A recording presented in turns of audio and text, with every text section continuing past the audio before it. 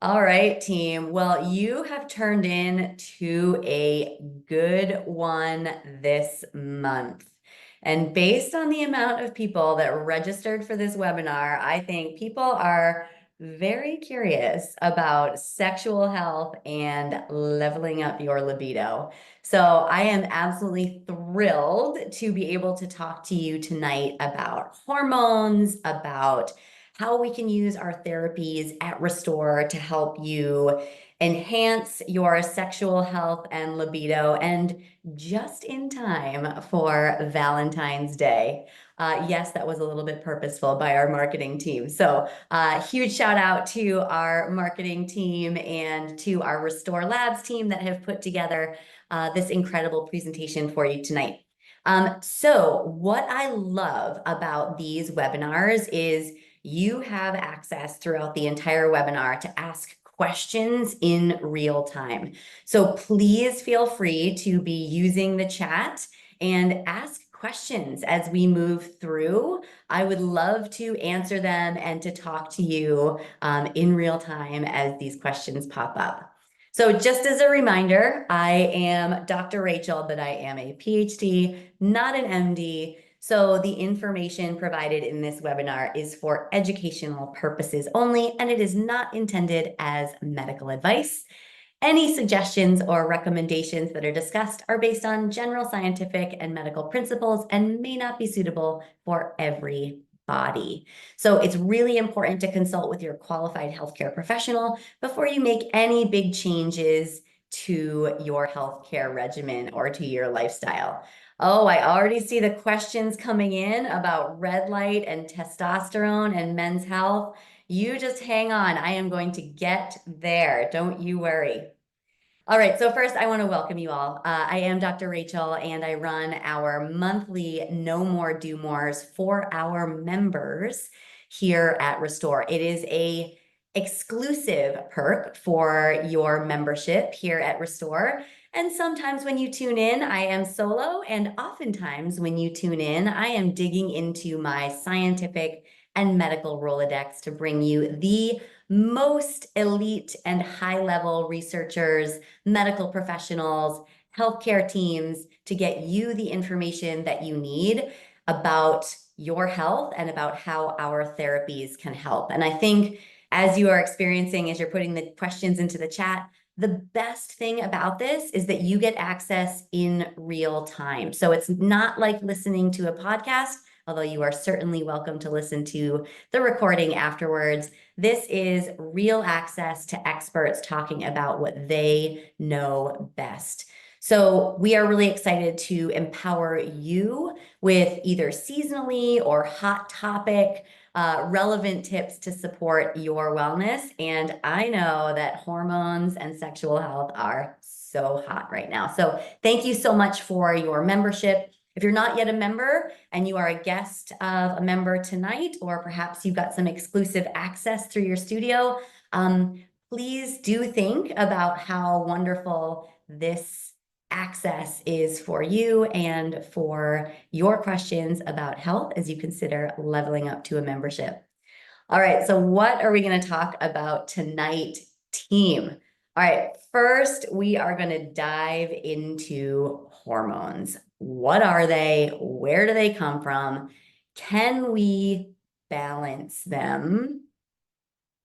And then we're going to take a deep dive into which of these hormones actually support sexual health. So we're going to look at the physiology of sexual health. I'm going to show you some scientific pathways tonight. We're going to talk about how each of our different organs are going to produce certain hormones, where they act and how they work. And then we are finally going to talk about our therapies and how they can be used in really strategic ways to help enhance your sexual health and hopefully your libido. I am Dr. Rachel Pojednik. I am the Director of Scientific Research and Education here at Restore. So I lead up our RestoreLabs division. I am a nutritional biochemist by training. And the reason why I am solo here tonight is I am actually a vitamin D expert by training. And you may or may not know it, but vitamin D is actually considered a hormone in your body. I've done a considerable amount of work looking at women and women's health, and by extension, looking at men's health and how they work together. So you have me and my expertise tonight, and I am absolutely thrilled to be here with you. I do have to say, when my team asked me to do a talk on hormones, I was like, sure, great, I can absolutely do that. And they were like, how about libido and sexual health? And I was like, my libido and sexual health? And they said, no, no, no. We're going to talk about how we can use our therapies to help. And I was like, okay, I can handle that.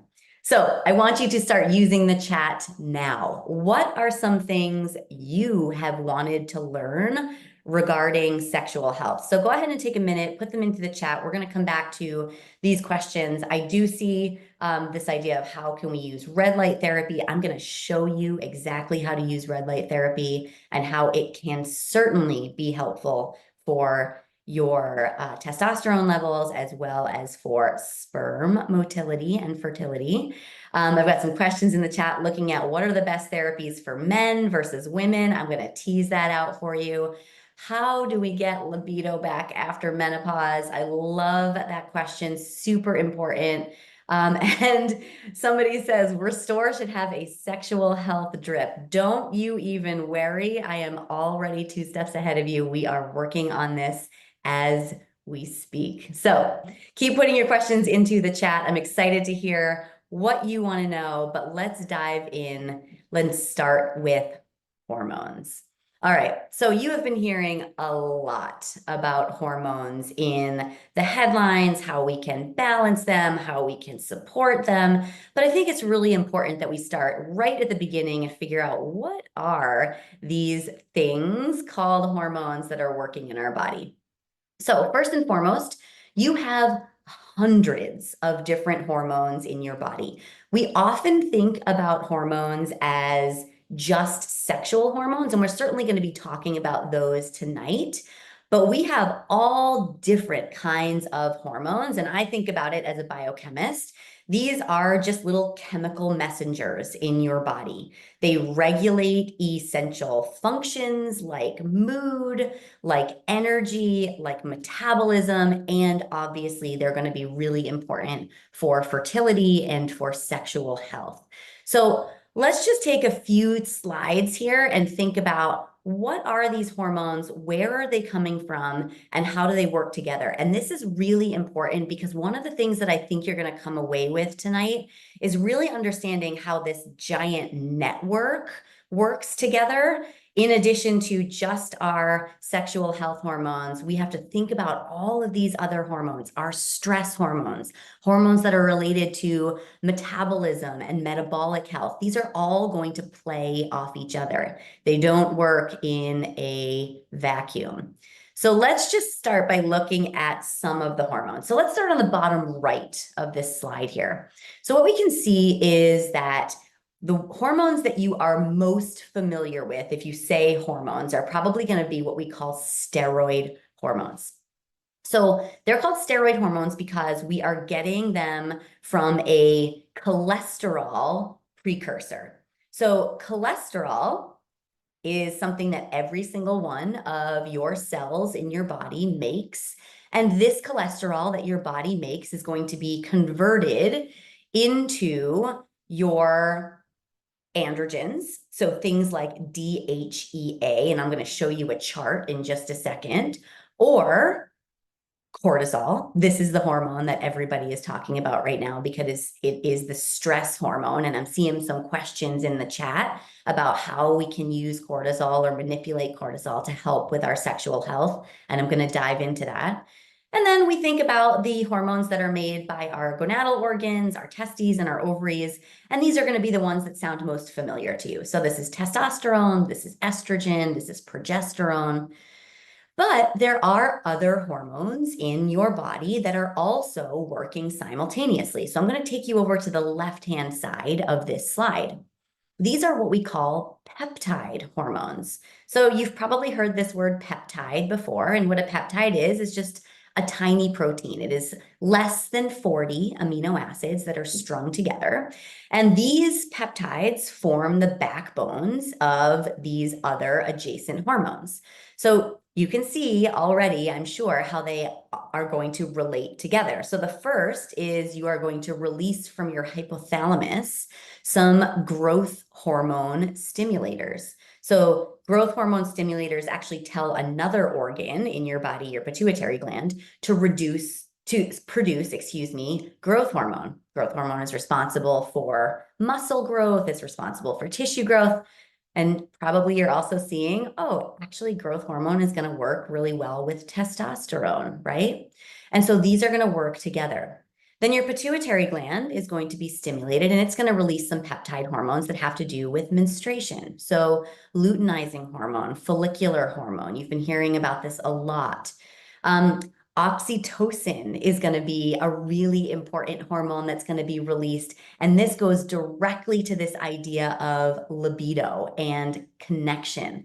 Oxytocin is going to be this hormone that is going to help you feel connected to another human, and it can be your partner. And we also see that oxytocin is released during breastfeeding, or even sometimes when you just give a nice big hug to somebody, you're going to release this connecting hormone of oxytocin.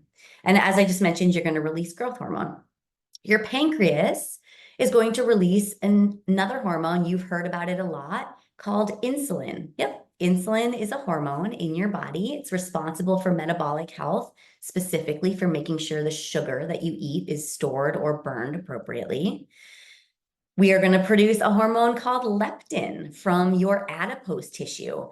Adipose tissue, or fat tissue, we always used to think of as just sort of a depot for extra calories. As it turns out, it is part of one of these endocrine organ families that releases all kinds of chemical messengers, including leptin, which is going to make you feel full or satiated. You have another one that's been very hot in the world these days called GLP-1. Yes, your body produces GLP-1 naturally from your intestines. You've probably heard about it a lot more as semaglutide or tirzepatide, which you can certainly access here at Restore. But this is a peptide hormone that your body naturally produces. And then if we go even a little bit deeper, if you go to the top right, you can see that we have amino acid derived hormones, specifically little amino acids called tyrosine or tryptophan are going to create the backbone for other hormones. So tyrosine is going to be a really important backbone for your thyroid hormones, T4 and T3.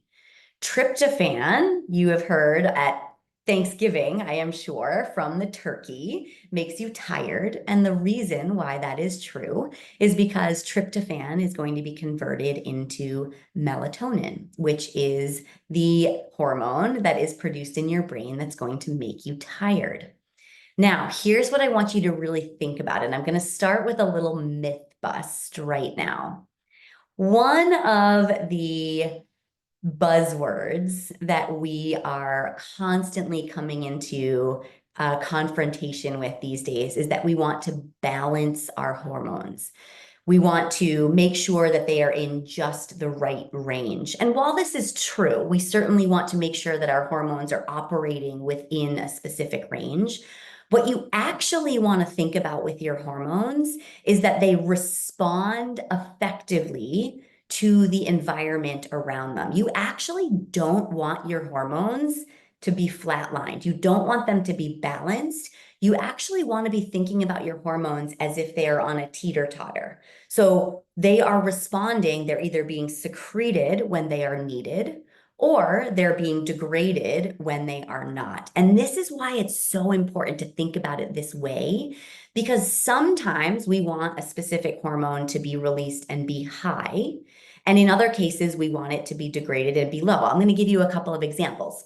Let's first go back to insulin. This one's an easy one to sort of visualize. Insulin, as I mentioned, is a hormone that's going to be very important for glucose regulation. If you were to drink a, let's call it red can Coke, that's going to be super, super, super high in sugar, you're going to have a very massive insulin response. You drink that sugar, your blood sugar goes way up.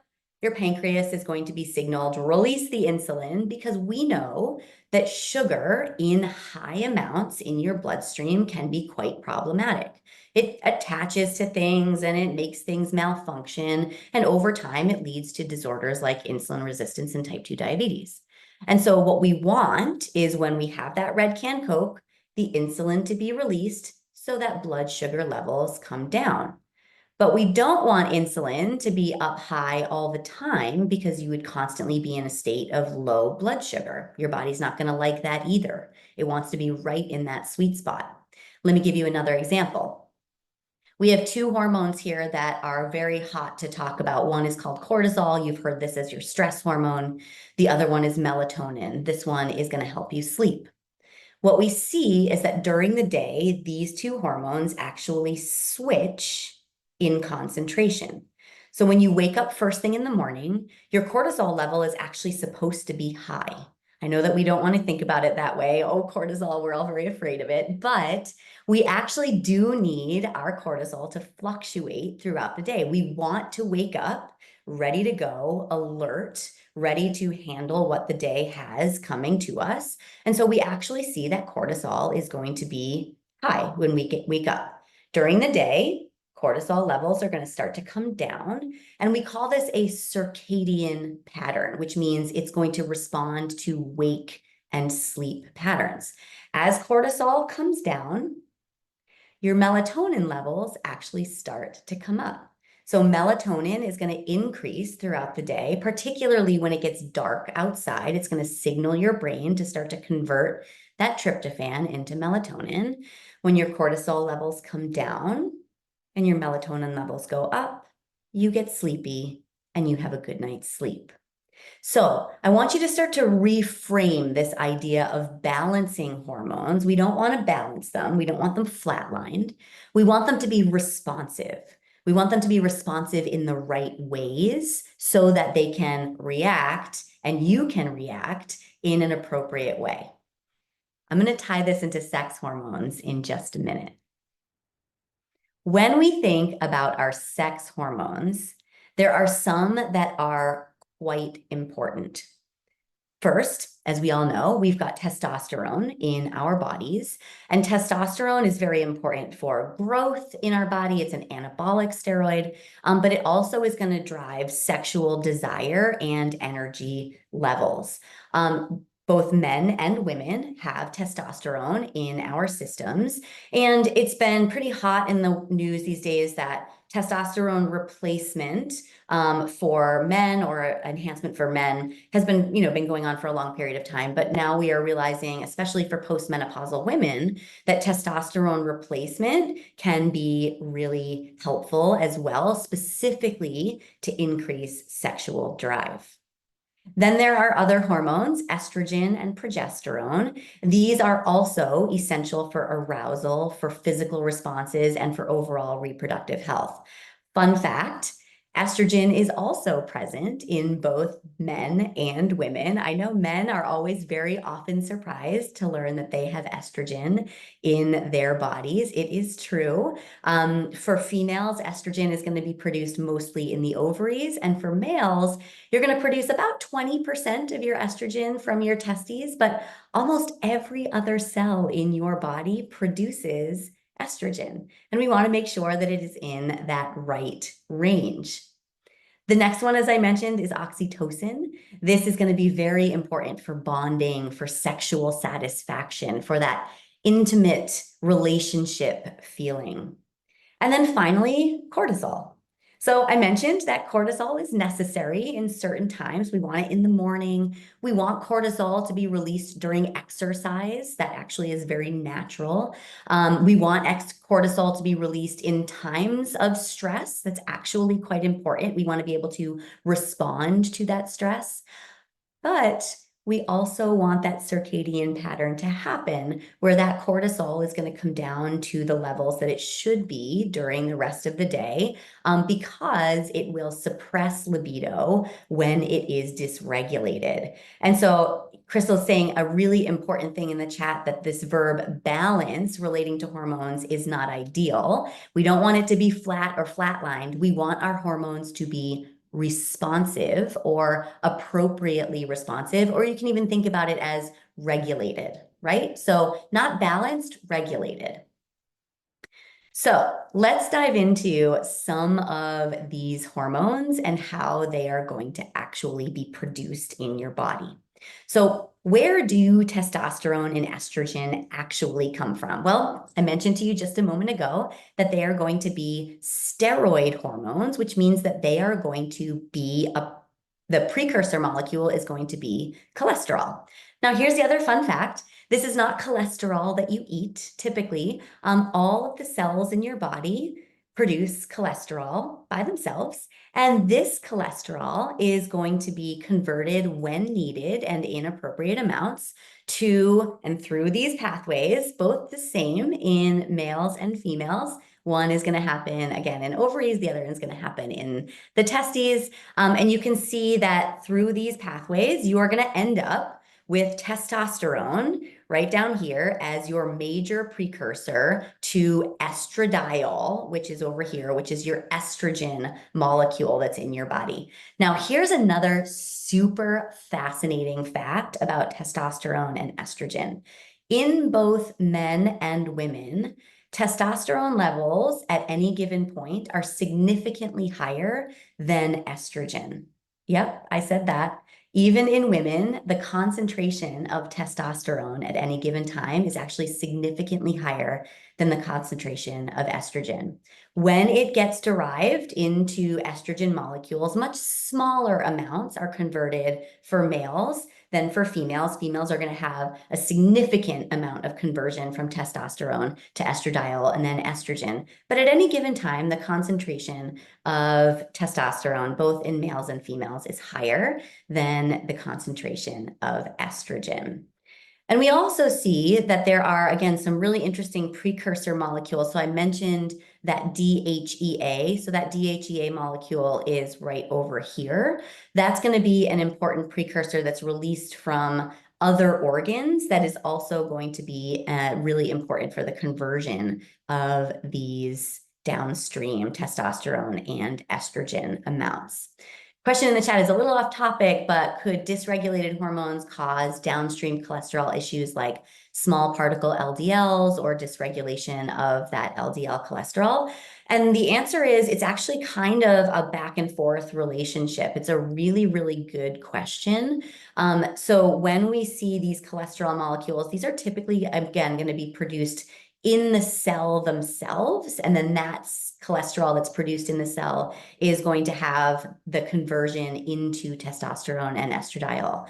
However, when we have higher levels of LDL cholesterol, this is the very heavy air quotes, bad cholesterol in our body. We need some, we want some, but when we have very high levels, it can actually cause a dysregulation in this system itself because the cholesterol is kind of overwhelming the entire pathway here. So it is going to be kind of a back and forth relationship, which is why I pointed out all of these other hormones to you, is because these hormones are always going to be communicating to each other and talking to each other. If one goes high, it's going to have an effect on the other and vice versa. So we want to make sure that our body is regulating and responding appropriately. Great question. All right. As we dive into these sex hormones, we want to be thinking about why do they actually matter? So one of the things that I think is super important, and I'm seeing a lot of questions in the chat here, is we have some pretty important lifestyle or lifespan, excuse me, milestones that are going to dramatically affect hormones. So if we think about, let's start with men, if we think about testosterone, what we see is that over the lifespan, so starting from about, let's call it age 18, when testosterone levels typically are at their highest, we do see natural declines over time as you get older. Now, that is a very natural course of events, but in some cases, and because of some of these other environmental impacts, as we are seeing, and I'll talk about in just a second, that decline can be accelerated, and we want to try to avoid that decline as much as possible. For women, there is an absolutely unavoidable period in time where we go from having somewhere between about 30 to 40 picograms per milliliter of estrogen down to about 0. So post-menopause, women essentially stop producing estrogen and estradiol, and estrogen. And this is a very natural process, happens about the age 52 for women. We see that estrogen levels start to decline or kind of bump along and in decline during pre or perimenopause. And then finally, after menopause, which means 1 year after your last period, we will have pretty much zero estrogen. Does this have an effect on your sexual health, the declines in testosterone and the declines in estrogen? You better believe it. Because as we said just a moment ago, these hormones are so important for sexual drive. People were asking about lubrication, super important. And there are some strategies that you can use with external hormone replacement or external application of some of these hormones to help to increase those responses to sexual arousal. But, and I want to call this out, we do have this natural decline. And we also have all of these environmental impacts that are also going to be very, very, very impactful on our sex hormones. The number one impactful environmental input, stress in our lives. So as I talk about some of our therapies, I'm going to talk a lot about how these therapies can help reduce stress, because we know that stress is going to dysregulate that natural seesaw of our hormone release, and it's insulin hormone, it's T4 and T3, it's going to be your cortisol hormones, which is going to have a direct effect on your melatonin, which is going to have a direct effect on your sex hormones. So stress is something that we really need to be paying attention to. There was a beautiful study that was released only a couple of weeks ago that showed that work stress itself, just work stress, has a deregulating effect. Particularly, it brings DHEA levels low, which then has a downstream effect on testosterone production and then estradiol and estrogen production. So we know that stress has a very physical effect on our bodies, particularly through our hormones. Stress also is going to dysregulate your sleep, right? And we know that sleep is so critically important for regeneration, for growth, for recovery. And if we don't allow that to happen, then we are going to have this vicious cycle of constantly high levels of cortisol, not enough melatonin. If we don't have that, we're going to be really cranky. And when you're really cranky, the last thing you want to do is get intimate with somebody, right? So pulling these levers can be really important, independent of trying to specifically manipulate hormones themselves. And then we have other lifestyle choices that are going to be diet. They're going to be exposures to a lot of the environmental toxicants that we are coming into contact with. And so we can use our therapies to help with that, so that you are getting all of the nutrients that you need and you are detoxing some of these environmental toxins out as well. If we have dysfunction from all of these things, age, menopause, stress, sleep reduction, lifestyle choices, environmental exposure, we are going to see dysfunction in these hormones. And I know it's really hot right now to say we're going to just replace them, which is certainly an option. We can think about how hormone replacement or hormone therapy can be really helpful, but there are a lot of levers that we can pull before we even think about those conversations. I will caveat that postmenopause, there's not much you can do about estrogen for some of these cases, and that's definitely going to be a really important candidate for hormone therapy. But let's talk about how we can use some of our therapies here to help change this milieu, if you will, and get you back regulated into the system. So here's the good news, team. We have some really solid data that shows that our therapies at Restore, if used in the right combination, can be very helpful for supporting the regulation of these hormones, for reducing stress load, for helping with sleep, and even in some cases, reducing environmental toxicants. So I want to focus on 4 of our therapies tonight that I think are really critical. The first one is infrared sauna. The second one, I'm going to show you some IV drip therapies. We're going to look at red light therapy. And then one that I think is really underutilized, but quite potent, is our mild hyperbaric oxygen therapies. And if we think about how to use these strategically, we can actually start to re-regulate and optimize hormone health. So let's start with our therapies. What are they? How do they help? Dr. Rachel, show me the science, because you know that I wouldn't bring you anything without good science. All right, so let's start with IV therapies. So one of the things that I called out that I think is super important is diet, right? So we know that we rely on a lot of things in our diet, whether it's ultra-processed food, we're learning more and more about, we've got plastics in our food, we're constantly eating on the go, and we might not be getting everything that we need in order to support our overall health, never mind these really important precursor molecules, the peptides, the amino acids for our hormones themselves. So the first thing that's really great about IV therapy and our IM shots is that it's going to support your hormone production by providing the essential nutrients that are required as backbones to these to the hormones themselves, or as cofactors for the pathway, for example, that I just showed you. It's also really important for improving circulation and enhancing hydration. So these are critical functions for our body that we want to make sure we are increasing in order to deliver these hormones all over the place.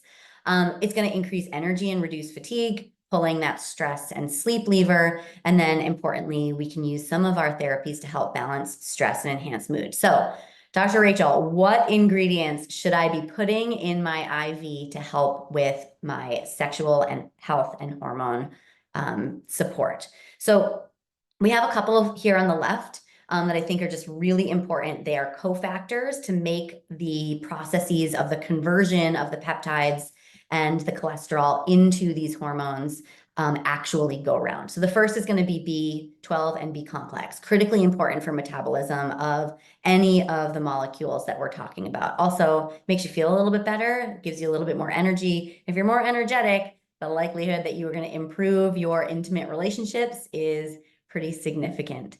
Magnesium, this one is going to improve relaxation, it improves blood flow, and it improves muscle function, which are all actually quite important if you are going to be intimate with somebody. Yes, even muscle function.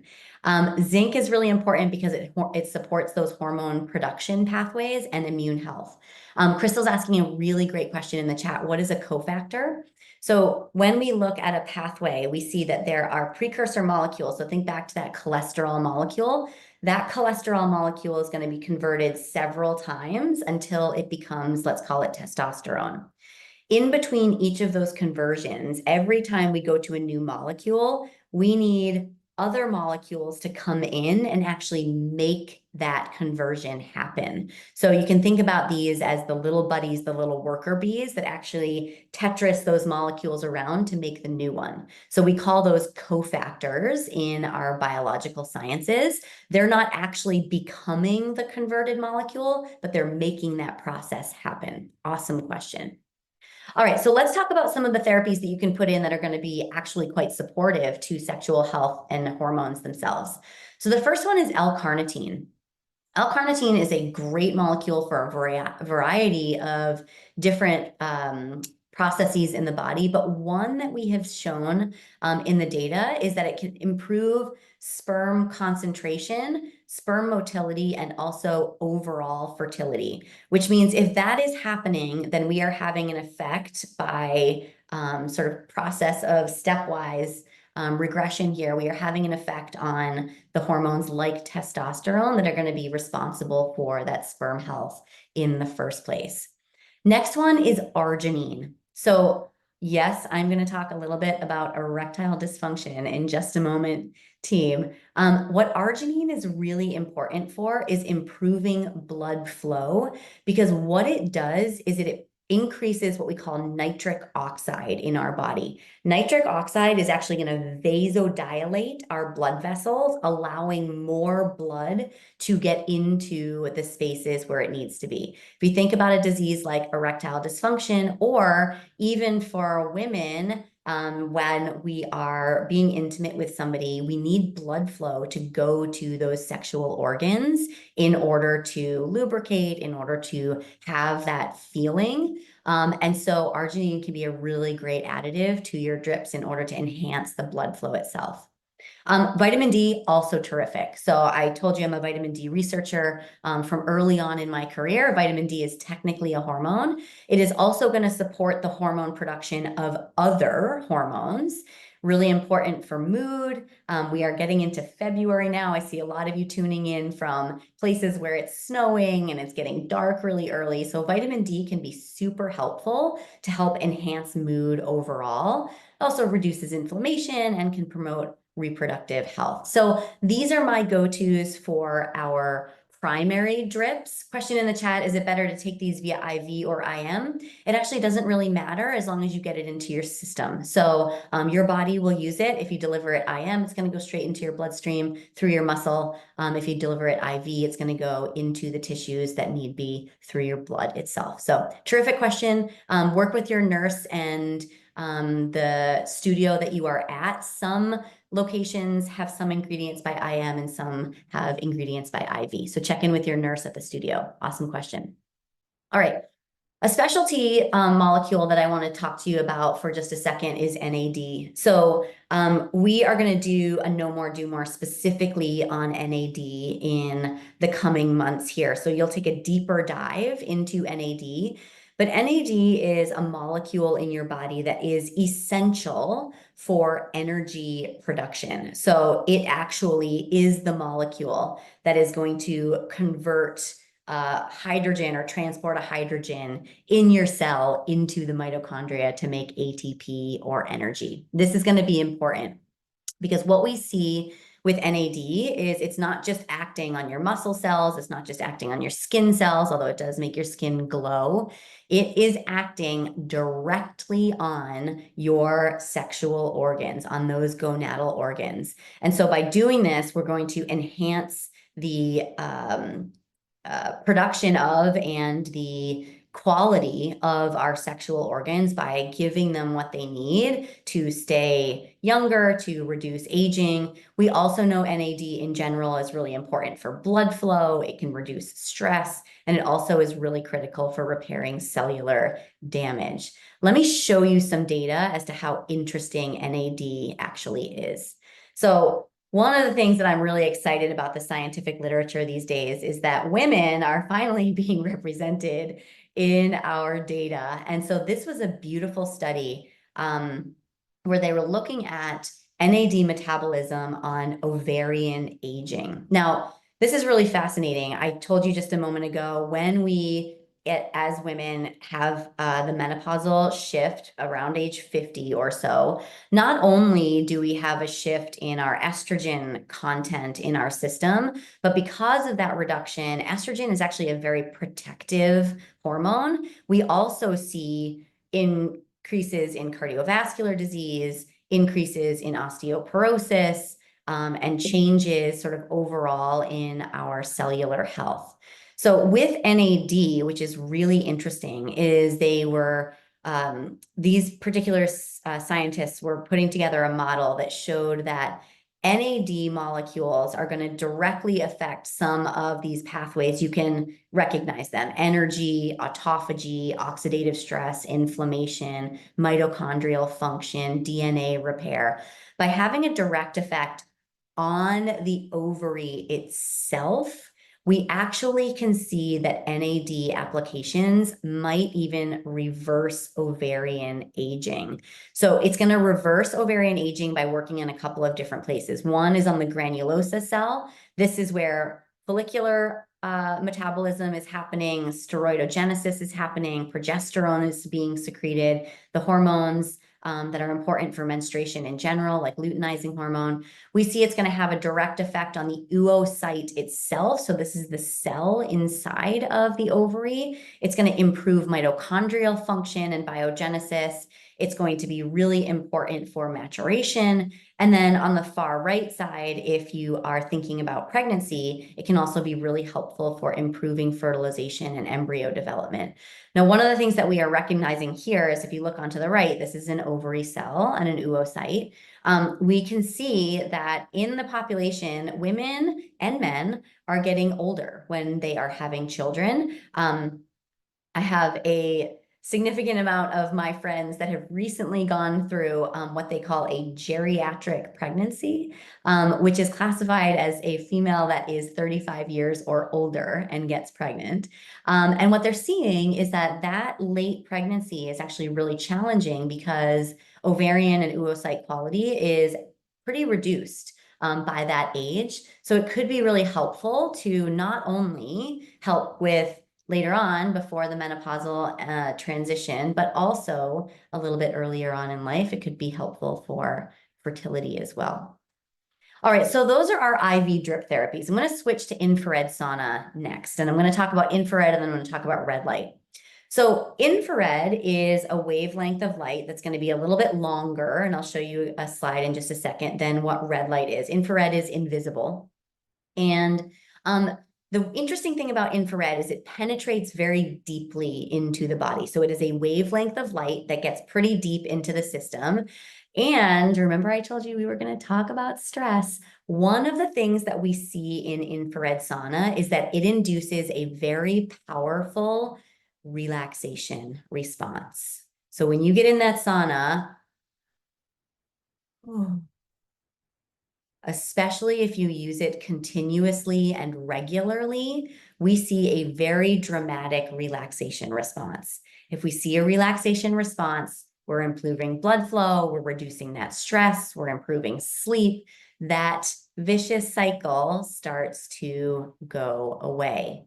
We also call infrared sauna an exercise mimetic. So almost everything that exercise does in your body, except for calorie burn, happens in the infrared sauna. So specifically, it causes blood vessels to dilate, increasing circulation and blood flow, which again is so critical for getting that blood flow to our gonadal organs to enhance that libido and intimate contact.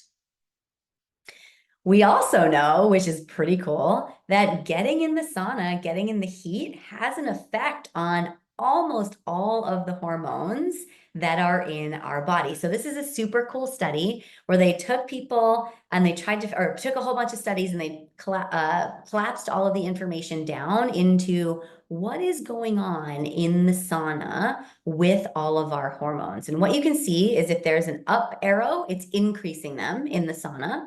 If there's a down arrow, it's decreasing them. And if there's a left and right arrow, it is having no effect.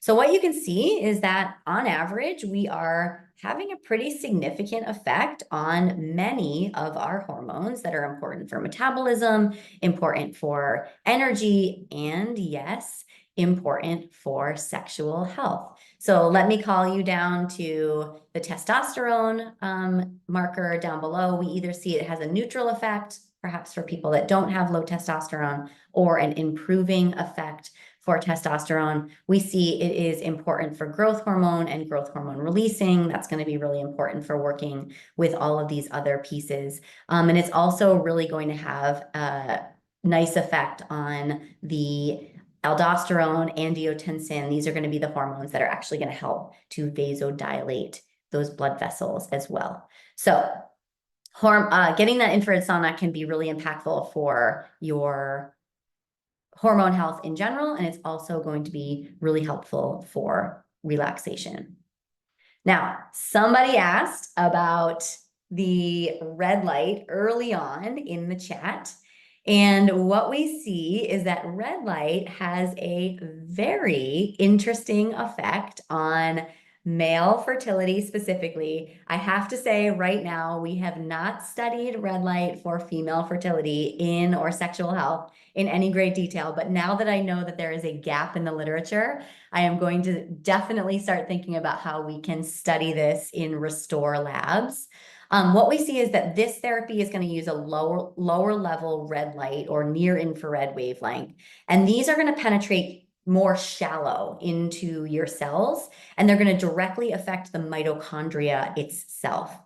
We also see that enhanced blood flow from red light therapy, because you get really warm, can also improve sexual health by making sure that the blood flow is reaching those reproductive organs efficiently.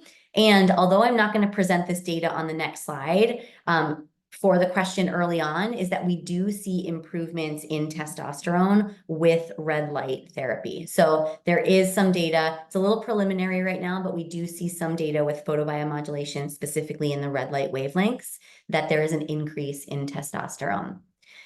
But this one is one that I wanted to show you because I just think it's so awesome. So you can see here that infrared light is going to be somewhere between 600 and 1100 nanometers. And what they did with this study is they took a bunch of sperm from humans that were having a sperm motility issue. So their sperm were not moving around the way that they were supposed to. They took it out and they gave a sample and they put it in a petri dish. And then they shone some red light on top of those sperm. And they tried to figure out what's going on. As it turns out, just like the cells in your body, when you use the red light therapy, the sperm have mitochondria in them, and the red light was acting in almost exactly the same way in those sperm cells. So those little mitochondria that are down the bottom have an increase in ATP. Remember, that's energy in your cell. They have an increase in reactive oxygen species, which is going to be combated by an antioxidant response by the rest of your body. And they have increases in calcium handling. And if you know anything about muscle contraction or motility, calcium is one of the drivers of motility itself. And so I just had to share this picture because I just think it's so great. So on the left, you have sort of these, kind of sad sperm that are just kind of, going around. But on the right, you've got the supercharged sperm here, right? Their mitochondria are firing on all cylinders, and they are just as mobile as can be. So we know that this red light is really helpful, particularly for men's health. Somebody's asking in the chat about cryotherapy. So let's take a little dip into cryo. So one of the things that's really great about cryotherapy is we know it reduces inflammation. Chronic low-grade inflammation is going to wreak havoc on the body no matter what we're talking about, but specifically it has an effect on hormone production and hormone regulation. And so what we see that's really beneficial about cryotherapy is that it can reduce inflammation. I'm going to show you some of our data at RestoreLabs in just a second. What we also see is that when you get into that chamber, if you've ever done it, we have a very potent vasoconstriction effect. So all of the blood is going to come into the central part of your body. All of those blood vessels are going to constrict that are near your skin.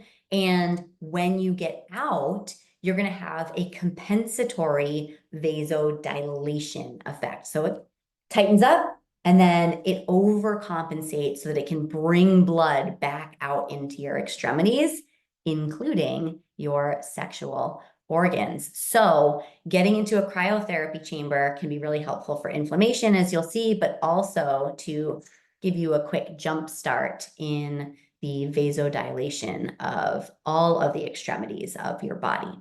So I love, this is our data from RestoreLabs. This is our study that we published this past year.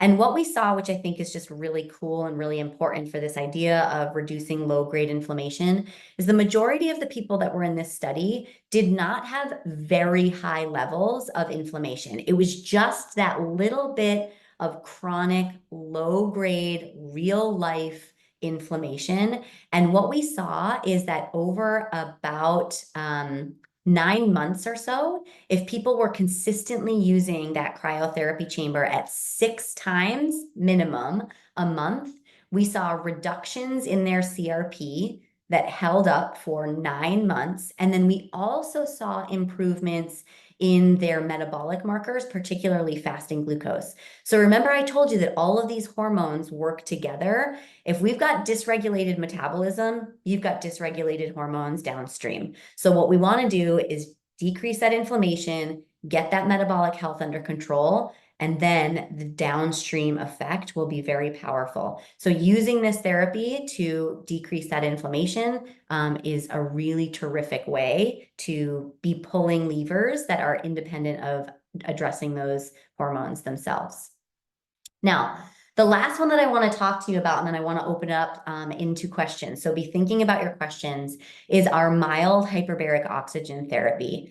This is one of my favorite therapies that we have at Restore, and I think it is dramatically underutilized by our clients. I don't think people realize how powerful this therapy can actually be. And I'll tell you this, some of the best data that we have on hyperbaric oxygen is actually in sexual health, specifically erectile dysfunction. And I'm going to show you some interesting data on women and ovary and oocyte health as well. So one of the things that we know about hyperbaric oxygen that's great is it's going to deliver oxygen to tissues that need it, and it's going to improve energy production. Cool, that's great. However, one of the magic outcomes of hyperbaric oxygen therapy, if you use it consistently, is that it increases something called angiogenesis. Angiogenesis. Now, remember, we've been talking this whole evening about bringing blood to these organs. The interesting thing about hyperbaric oxygen therapy is, sure, it will bring blood to these tissues, but it also creates new blood vessels through this angiogenic process. Hold your horses. I'm going to show you some really cool data in just a second. We also see, very much like cryotherapy, it's going to reduce inflammation so that tissues can repair themselves. It enhances relaxation. One of the things that I love about going into the hyperbaric chamber is you get 60 minutes of protected time when nobody can get access to you. They can't knock on the door. They can't be asking for dinner. They can't ask for, whatever it is that people are looking for you for. You can leave your computer outside and say, I'm going to go in and read a book, listen to a podcast, take a nap, do a meditation. And it's just a really beautiful moment to have time to yourself. But let me show you the cool data on how hyperbaric oxygen can be really helpful for sexual health. I saw some questions earlier on in the chat asking about, my wife and I, or my husband and I are in our 60s. We want to be intimate together. How can we help? Here's a really good one. So this was a study that they did on tadalafil. This is the generic name for Viagra. So Viagra is the erectile dysfunction drug. Interestingly, you may or may not know this, Viagra was actually being tested early days for improvements in blood pressure. So that was what the drug was developed for. And what they found was by increasing and improving blood flow and vasodilation and improving blood pressure, it also helped with erectile dysfunction. This is why I keep coming back to this idea of all of these hormones act together, right? So if you've got high blood pressure, it's probably likely that you're at risk for erectile dysfunction. So here's a really cool study where on the left here, so they took a bunch of people that had erectile dysfunction and they divided them into 3 groups. So the group here on the left is group 1. They got hyperbaric oxygen. The group in the middle is the control. And the group on the right, they got tadalafil or Viagra. So the blue lines are before the treatment and the green lines are after the treatment. And what you can see is that there is no statistically significant difference between those that got hyperbaric oxygen and those that got Viagra. They both got significantly better from an erectile dysfunction perspective. Now, I'm not saying that you need to give up your Viagra and start getting into the HBOT machine, but it could be a really great add-on. Or if you wanted to look for a therapy before you started a pharmaceutical, this is a really good one. The other thing that I just want to call out really clearly here is that this was a study that was done in a clinical grade chamber, so slightly higher pressure than we have in the studio. So we operate our HBOTs at a pressure of 1.3 atmospheres. This was at 2.4. And it's also really important to point out that consistency is key. So this was 30 sections of HBOT to have this effect. So if you're looking for something like this, you can't get in the chamber every now and again. You've got to be really consistent about it. And they also found that this effect was pretty lasting. So consistency is key. The last study that I want to show you is in women. So in women, this is egg quality. Now, again, I'm always going to be super honest with you, team. We don't have a lot of therapy or a lot of data on hyperbaric oxygen and women in reproductive health, but we do have some interesting data on little female mice and hyperbaric oxygen. So they took these little female mice and they put them in a tiny HBOT. And very much like that NAD therapy, they saw that the oocyte quality, so if you look all the way to the right here, was significantly higher in our little mice that were treated by HBOT as opposed to the mice that just got nothing at all. So it is likely, although I can't say for certain if this is going to translate for humans, but I would say given the data that we're looking at in men, and given the data that we're seeing in our mouse models, it is probably also likely that it's having a beneficial effect in our women.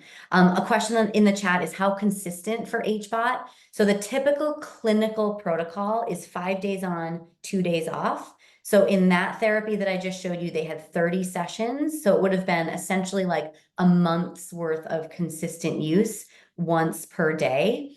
My suspicion is that you could probably dial that down a little bit. I know it's a lot of time to be in the chamber. So if you did it somewhere between 2 and 3 times per week, similar like you would come to the studio 2 or 3 times per week, do your HBOT, do your red light, and you're going to have a really powerful effect there with that double stack.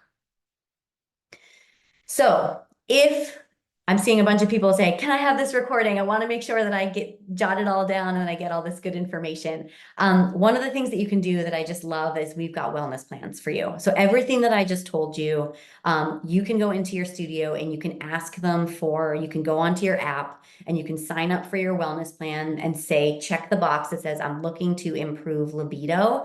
And it is going to give you a full month's plan of how you can use our therapies to increase sexual health and increase libido based upon the science that I just showed you. So you can see that in this case, we have our whole body cryo, our red light therapy, and our mild hyperbaric oxygen.